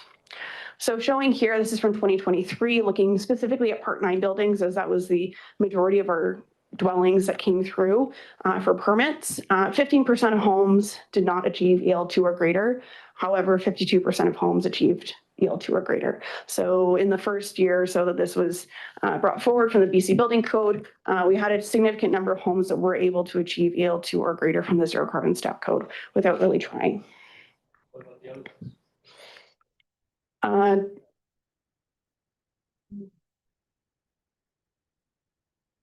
Would you like me to keep going, or did you want me to answer a question there? I'm just confused. So 15 plus 52 is 67. So what about the other 30? Or you'll answer that in a minute. I can provide clarity in that for you. So what I didn't speak to is that the 33% says no data. So it means that we didn't have any data collected from the first part of the year because they weren't required to report. And that 52% is inclusive of EL2, 3, and 4.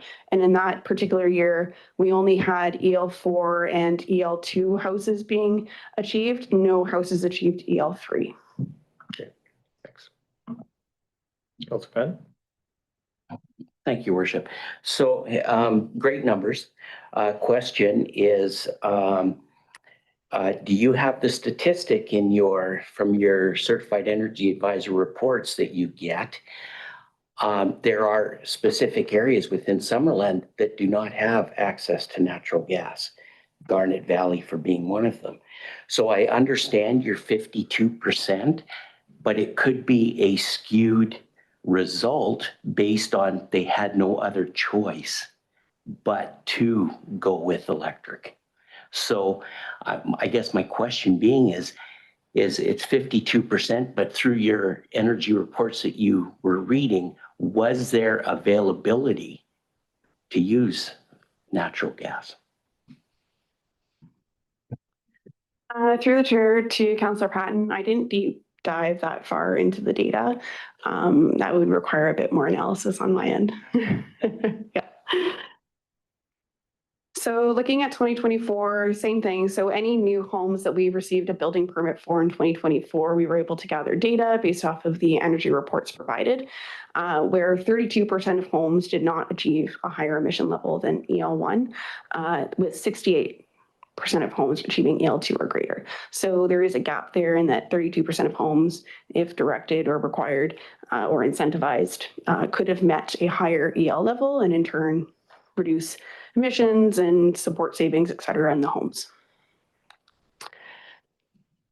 So looking at the discussion around building industry considerations, as part of my engagement with the building industry, as well as my own research as well into what others had brought up, just looking at some of the considerations, things like electrical load and concerns with electrical capacity for the district.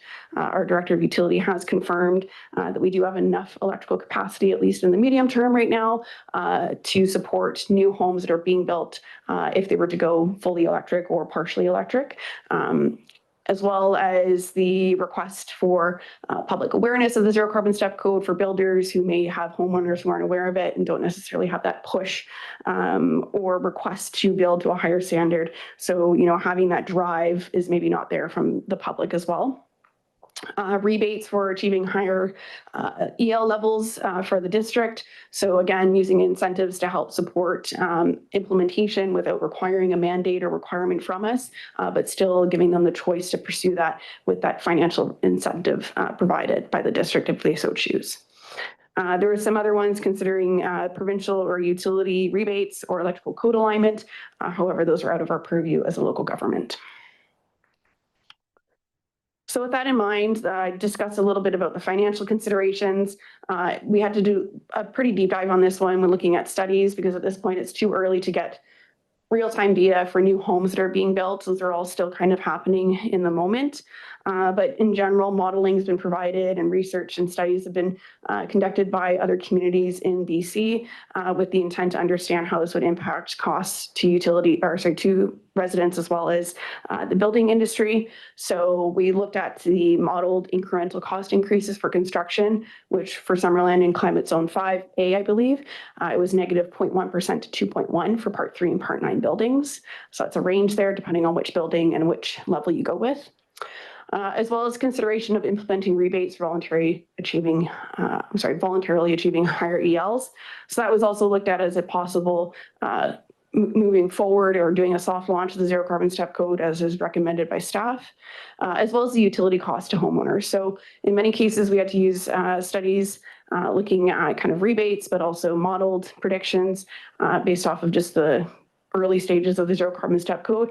But in many cases, when you take away the use or the higher use of one utility such as natural gas and use more electrical, you are kind of compensating for that by with cost savings when you use more electrical versus removing a partial use of a natural gas utility, such as for your space heating, which is a majority of many homes' emissions and costs. So we did see in those studies and reports that there is usually some cost savings associated, especially when we have the energy step code, which requires homes to be built at a higher energy efficiency. So in combination with that, plus reducing potential utility requirements when you build the zero carbon standard, especially higher, that can result in some cost savings up front. And then lastly, looking at the cost to retrofit a home. We know the existing homes that were built back in the 70s, 80s, and 90s, it's quite expensive to retrofit.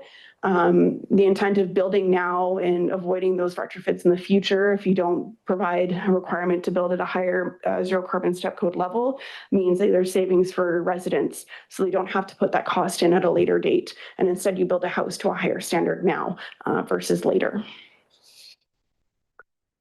Lastly, looking at the district's climate goals, we do have a number that we are committed to and have provided actions and direction for staff and council, including our community energy and emissions reductions plan, which looks at actions to reduce emissions in new builds. We're also a BC Climate Action Signatory, which allows us to access the local climate government action program, which provides funding each year for us to conduct climate initiatives, both for emissions and adaptation work. So in doing so, we have demonstrated and shown that we are willing to work towards those climate goals that include reducing emissions, both in the built infrastructure and our buildings as well. So as part of this, I engaged with the Climate Action Advisory Committee. Their request was that council consider adopting EL4 on a shorter timeline than required by the province. And then the Development Process Improvement Committee, we presented the report and they did not support staff's recommendation to adopt EL2 or adopt consideration of amending the fees and charges bylaw for a building permit rebate. In conclusion, the adoption of a soft launch for consideration of a building permit rebate would help incentivize builders to build to higher levels of the zero carbon step code, which provides a number of benefits both to the community but also the district based off of our known housing stock and what we are currently seeing in the new building permits, and that EL2 is attainable, supports commitments as a BC Climate Action Signatory. Our electrical capacity in Summerland is sufficient. Based off of modeling from current reports and studies, utility and construction costs are minimal. We also would see higher efficiency and lower emission homes are more cost effective than those that are not built that way. And it also supports the district's community energy and emissions reduction plan. With that being said, staff are presenting to council the recommendation to have staff go back and conduct a financial feasibility report for consideration of a building permit rebate to support the adoption of higher levels of the zero carbon step code. Thank you. Now, Modesta, could you just say what was the reasons given by the two committees, one for having shorter timeline than the province and the other for not? So the Climate Advisory Committee was presented the same report as the Development Improvement Process Committee, in that I was recommending EL2 to council, or that it could be considered. And they basically just wanted something higher. They wanted to go at a faster pace than just EL2 when my report was presented. The Development Improvement Committee, they voiced concerns with, I believe, costs to construction. They felt that there wasn't an adequate representation of costs or incremental costs over time. I believe they also had concerns with the feasibility of heat pumps, electric heat pumps in cold weather. There was a number of various reasons. I don't believe, in general, I don't believe they quite felt the zero carbon step code was something that they felt was appropriate for us to pursue in advance of what the province was doing in general. Okay, and then back to the Climate Action Advisory Committee, what was their thought process for recommending a quicker adoption? Many of them just believe that EL2, while it is technically advancing it, they felt that EL3 and EL4 have been adopted by many other communities. And at that point, those have much higher impacts on your emissions. And they felt that it was more appropriate to just hit harder and faster than kind of smaller progressive steps over time, which is what staff was recommending. Okay, thank you. Council questions? Councilor Van Elfen. Thank you, Mr. Mayor. More of a comment. I attended that Development Improvement Committee meeting, and I believe it was unanimous. Yeah. It definitely was unanimous at that meeting to put the brakes on at this point in time. And again, people emphasize the additional cost to housing. And that's maybe not a good time right now. I don't know what else I can add right now on that, but that was my observation at that meeting. Thank you. Councilor Peak. Thank you very much. Thank you very much, Odessa, for all that good information. I know we've been working hard towards where we thought we wanted to be at. I understand where the improvement group, because a lot of them are construction and builders, that they do have concerns about costs. I have concerns about a little bit about the state of the world in terms of what the United States is doing with us and how things might change. So I'm less inclined to step out quickly into this one. I think that doing some more studying and looking at accruing more information, that we maybe do that soft launch and better understanding for the community on the benefits, and that we aren't amongst the first stepping out to do this. I make note of the fact that I understand that Vancouver did and then stepped back from it. I would like to wait for a little while to actually do the adoption on going beyond the EL2. So that's my feelings around it, Mr. Mayor. Okay, so the recommendation is to do a financial analysis on a rebate. Councillor Patton. Thank you, Worship. Great report, Odessa. So if we look at Kamloops, Vernon, Kelowna, all the way through the valley to Soyuz, nobody yet is going to EL2. We have City of Kelowna that does $1 billion in construction, who are stepping away, who are not even looking at this yet. So my question, one of my concerns is, we have a hard time in Summerland doing development. When you do 5 houses in a month, that's not a huge development number.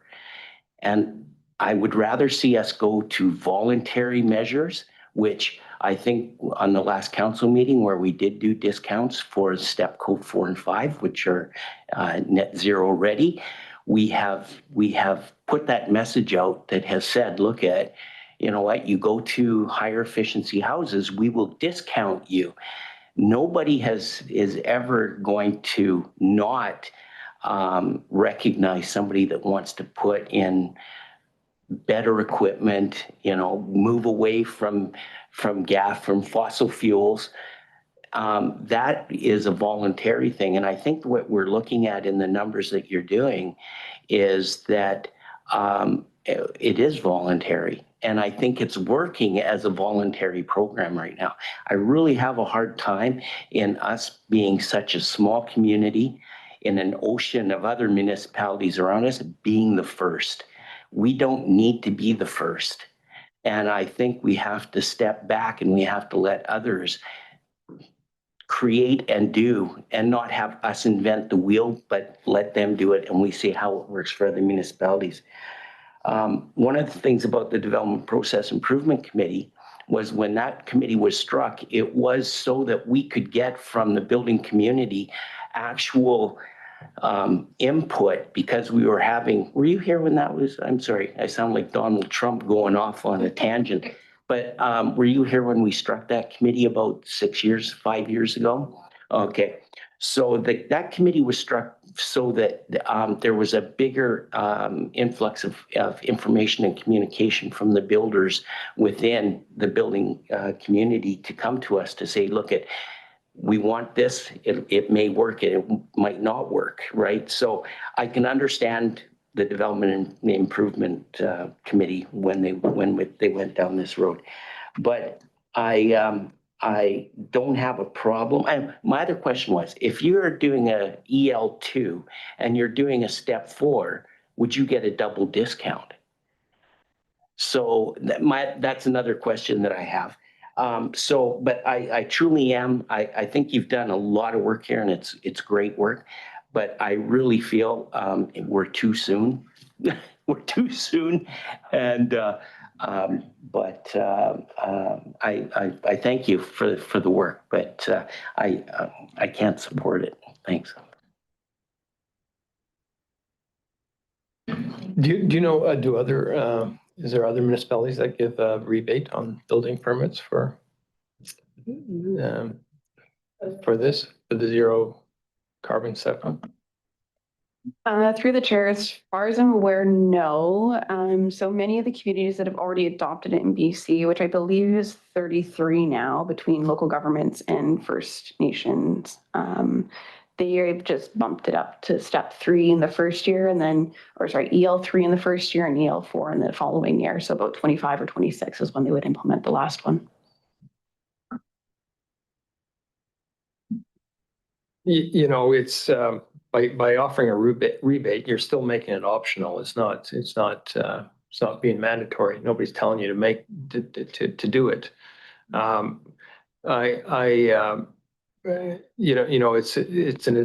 It's carrot rather than a stick, and the stick is coming in 2030, and so everybody knows that.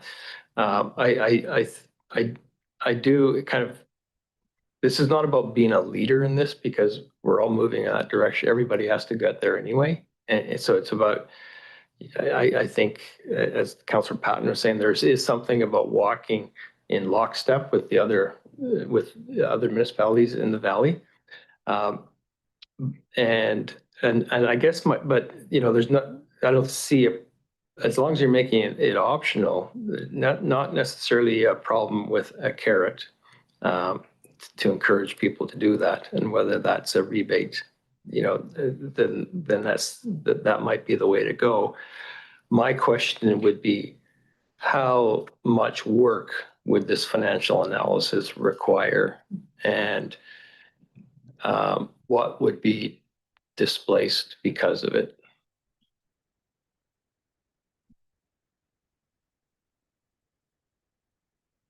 Yeah, thank you, Your Worship, and thank you for bringing clarity to the motion. That we do intend to say by this motion that this is an analysis actually on what a carrot would look like in a voluntary scenario. So we're not actually looking for adoption of either the carrot, as it were, or the zero-based carbon. But right now, so we're in a state of transition where, of course, we are going to be in the marketplace looking for a new director of development services. So Odessa is doing double duty right now. And there are some big things happening. So the DCC bylaw work, the official community plan drafting and associated work, we're still in the software implementation phase. If the Eco Village sells, that could be a big lift with making things happen in that regard. We have some land appraisals and sales that the council's asked us to look at. And of course, update to our zoning bylaw. So there are a number of things cooking, which makes me a bit nervous for adding something new. But in consultation with Odessa, and she's here, you could speak to this too, Odessa, she feels that something like this, she could still stick handle by February, I think. But you could maybe speak to that, Odessa. And if anything, I think the underlying question is making sure nothing does drop, because if something does have to drop, we would have to talk about that to add this.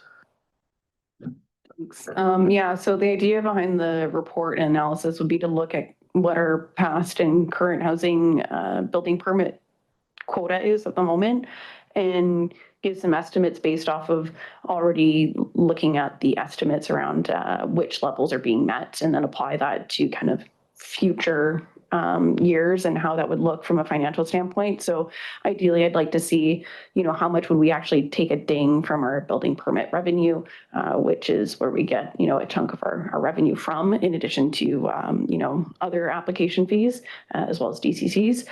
So yeah, my intent is to get it back to council for February of 2026, so that I can at least keep this ball moving as well. But I would be working with the financial department as well, just to kind of make sure that they're comfortable with it as well. And that was one of the reasons why this was brought forward, is to make sure that we do have a proper financial analysis and that our finance department is also comfortable with that, and that they're fully aware and transparent around what that would look like for our development services too. Councillor Patton?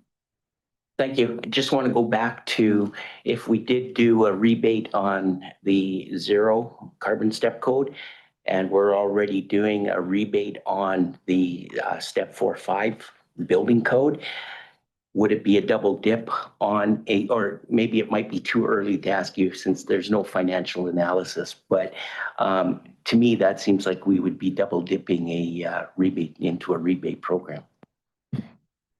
Through the Charter, Councillor Patton. So the way I've written it currently in the staff report is it would be either or. It wouldn't necessarily be both. So if they did achieve 2 in the same category, it wouldn't be a 20% or a 40% rebate. That would be too much. We would choose either. Realistically, they're getting a rebate back regardless if they meet the EL or the energy step code. So I think that would be the best way to approach it. But if something else comes up with discussions in finance or my own analysis, I'll present that to council as part of the report.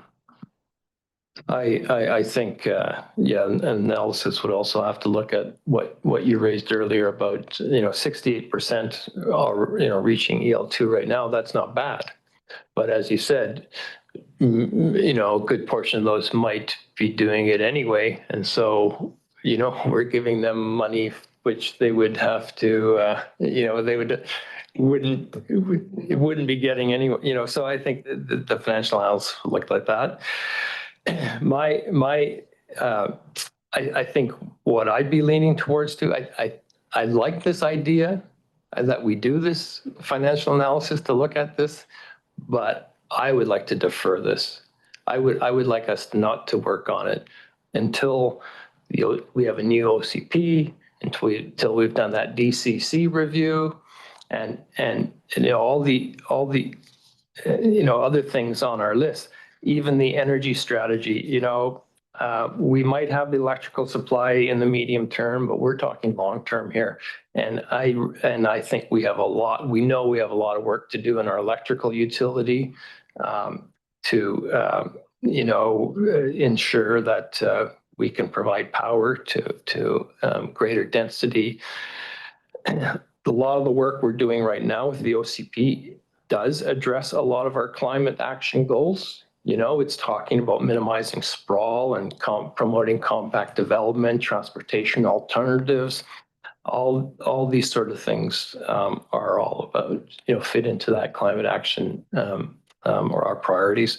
So I just think we just got too much on our plate right now to add this to it, and which doesn't mean it's not important, but we've got other things that we in the mix. Councillor Patton? Your worship, if you brought forward that motion, I would second that. Well, I'd rather somebody else bring it forward. Councillor Patton? If our corporate officer would like to draft the motion, I would bring it forward.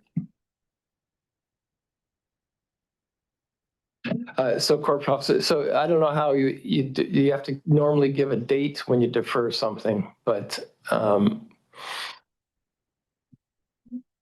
Councillor Betts? Thank you. I've been kind of appreciating the discussion and trying to navigate where I kind of land with this. And it's, for me, even in our previous conversations, as much as I 100% stand behind the values of this, I feel like Councillor Patton that we are a very small community, and I would like to see broader adoption from larger communities before we even go down that path. To have even the legislative framework, the bylaw framework, like how it is effectively deployed in other communities. I would like to see other communities do that lift. We did so much on the short-term rentals, and then it came down from the province. Here's how to do it. So maybe it's okay to wait a little while. Like there is a timeline on here. 2030 is the timeline, but not for zero carbon step code adoption. Is that correct? Is it just EL 4.5 by 2030? That's when the province would mandate it. Right. So these mandates are coming, and I feel like there might be more guidance that will come from the province rather than us trying to navigate and create and do financial analysis and spend a lot of staff time and council time negotiating, navigating how to best come up with solutions when there might become others that are sorted out on the table for us to choose from in a short time, which might be a couple years. So I don't even know that I'm comfortable deferring it to a specific date. I think it's important. I think it should stay on our radar, but not necessarily in the work plan for right now. Seeing as builders are already adopting a certain level of these changes, the building community is telling us to press the brakes, and our community has really been loud about trying to create affordable housing and balancing the cost of building housing versus building housing matters. So if we can bring the cost down, I think these are important considerations that I'm looking at. Councillor Manel? And I heard at the development committee meeting that a lot of builders are achieving these numbers today, like voluntarily, and they're using it as their own marketing tool, right? They're telling, the potential buyers, this is what we've done. So it is being done out there. There a lot of the reputable builders are doing it regardless because they see the benefit of the saleability. It's a marketing tool that they're using, but I appreciate the report. As Councillor Patton said, some of these numbers, I appreciate them, but I think it could be way higher. If you start looking in the rural areas in our community where gas is not available, like I've got a home that I guarantee is a STEPCO 4 because I retrofitted it and I'm 100% electrical. And if I didn't have to be, I wouldn't be because I can barely afford my electrical bill being 100% electrical. So I'm grateful that I have wood backup and, I don't know. It's going to be a burden to some, especially with the building permit rebates. Are we going to allow that on retrofits? Also, like if somebody retrofits their home, do they get a rebate? So I think this is for new builds, but Councillor Trainer. Yeah, thanks again, Odessa, for this report. As you noted in your presentation, we did ask you to examine the feasibility of implementing this. And then again, we directed you a year later to go and engage. So you were doing exactly what we asked you to do. So I do appreciate your work, I think sometimes we sit here and we're like, well, we're not going to put that in, but we asked for it. So I appreciate that the report, and I have a much better understanding of how this all works and where Summerland sits compared to other communities.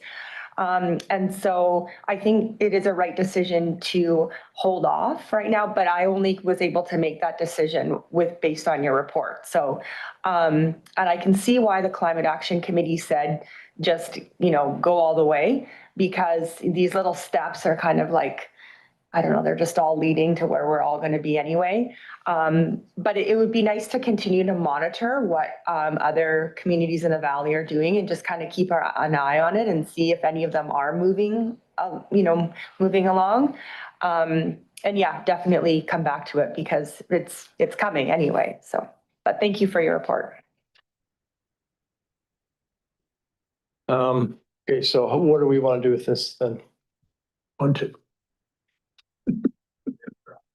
Okay, There's a few options. I think we'll go with the fact that there was no motion drafted. There's no motion on the floor. So if council doesn't have any real direction at this time, a motion to just receive the report can be brought back. If council still wants it to remain kind of on a work plan, we could do a motion, something that staff be directed to monitor the work of other communities in relation to the zero carbon step code and bring forward consideration of the zero carbon step code at a future date. So then it's a resolution, it's there. why don't we receive it for information and then, and when we do strategic planning, this is kind of would be an item to add to strategic plan. How does that sound? Yeah. Yeah.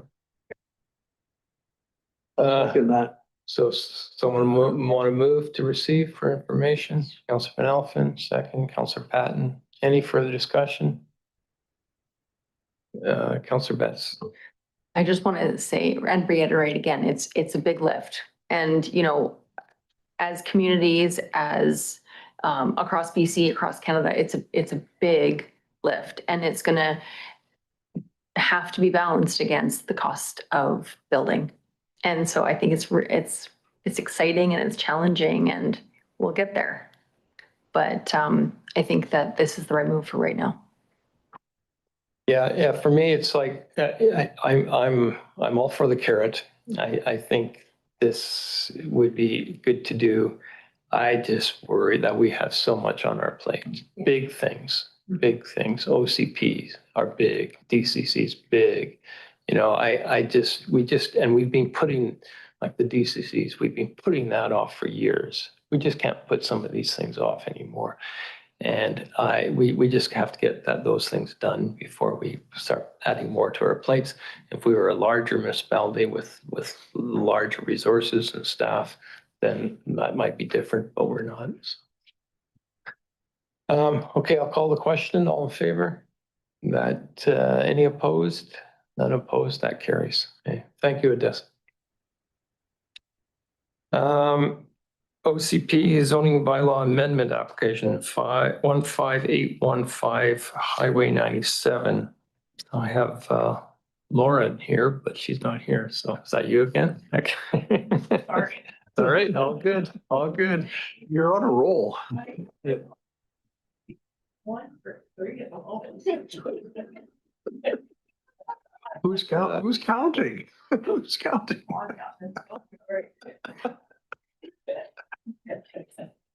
Oops.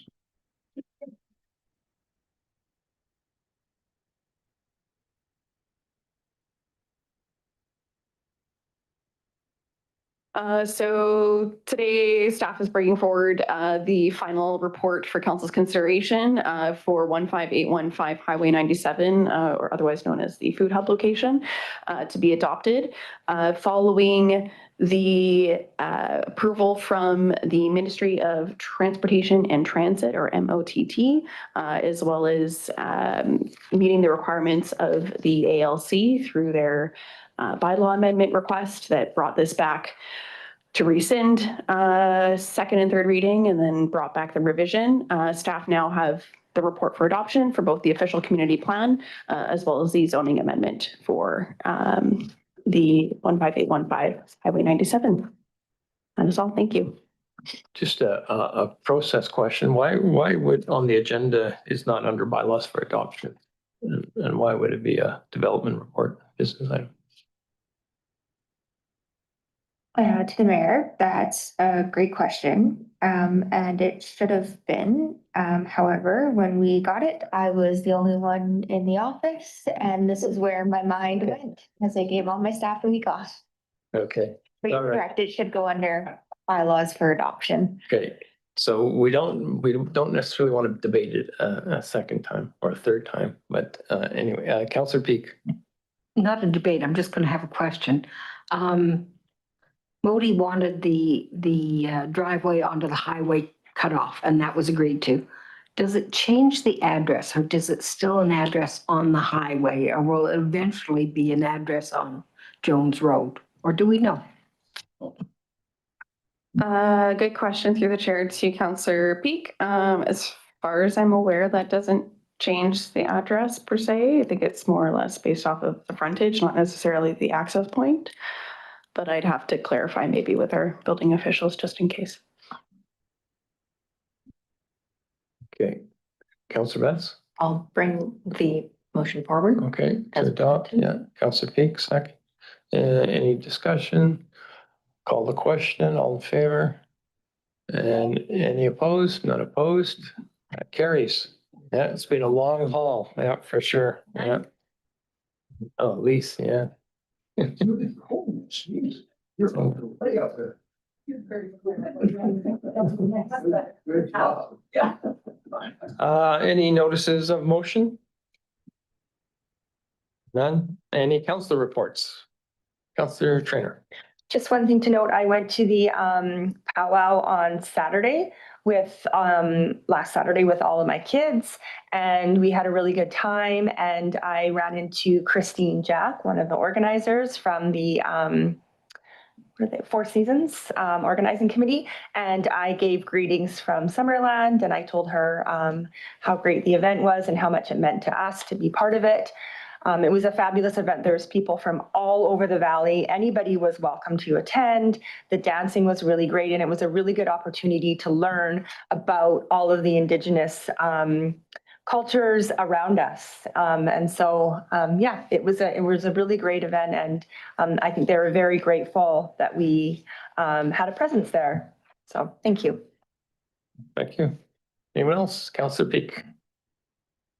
Thank you, Mr. Mayor. Yes, Councillor Patton and myself attended the July 9th AGM for the Destination Summerland. It was held down at the waterfront. I always want to say lakeshore, the waterfront. It was nice that we had that opportunity to be in that space. And it was well represented in terms of what was laid out by the Destination Summerland. So we'll be pleased to see how they work forward. I wanted to thank the Legion for the leadership that they've shown in moving the Cenotaph into the new space that will be available within Memorial Park.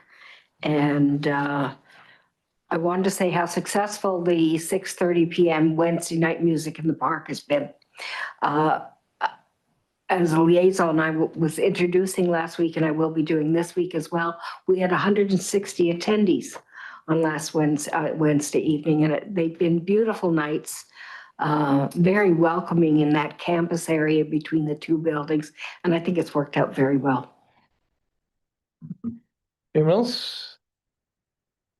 No, then just a motion to adjourn, please. Councillor Van Elfen, Councillor Betts, all in favor, and that carries.